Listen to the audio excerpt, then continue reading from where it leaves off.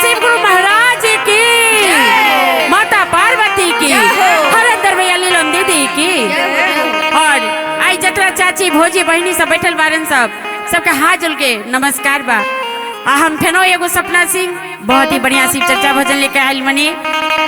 ऐसा ही रोड़ा सब प्यार दुलार बरसावत रहे, सब्सक्राइब लाइक कमेंट करत रहे। आई एक बहुत बढ़िया सा भाव बा, देखी कैसे महादेव के भवन में चले के बा। आइए चाची चली, ताली बजा के दोनों हाथ उठा दी, सीधे ताली बजा कैसे चले के बा। अरे पौआ में पहिया डाल के मन में जाना, अरे चल रे माना, अय चल रे माना शिव गुरु के बवाना, अरे चल रे माना शिव गुरु के अरे पौआ में पहिया डाल के माला में जाना, अरे चल रे माना पौआ में पहिया डाल के माला में जाना, अरे चल रे माना भोले बाबा के भोले बाबा के चल रे माना।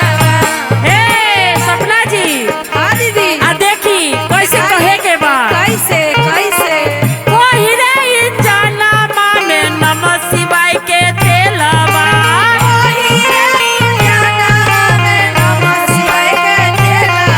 अरे वही रे जाना माने नमः शिवाय के तेलवा।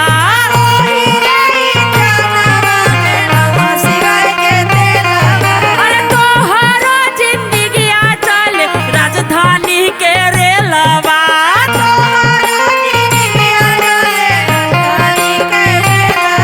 अरे हथवा में टिकट धलो, हथवा में टिकट धलो, रुद्राक्ष के काटा जाम, अरे चल रे माना, ओए होय चल रे माना शिव गुरु के बवाना, हाय चल रे माना शिव गुरु के बवाना, चल रे माना शिव गुरु के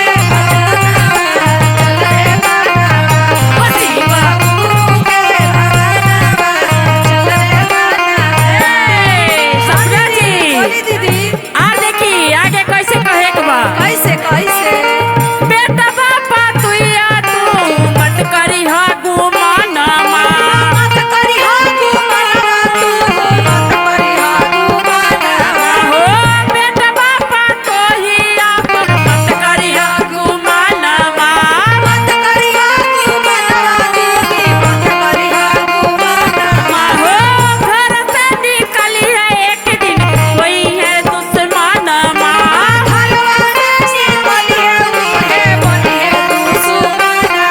अरे बेटी याद मत बाऊ नहीं दादी नाम, अरे चल रे माना ओए होय चल रे माना शिव गुरु के बवाना, हाय चल रे माना शिव गुरु के बवाना, चल रे माना शिव गुरु के बवाना, चल रे माना शिव गुरु के बवाना, चल रे माना शिव गुरु के भवाना, चल रे माना शिव गुरु के भवाना, चल रे माना।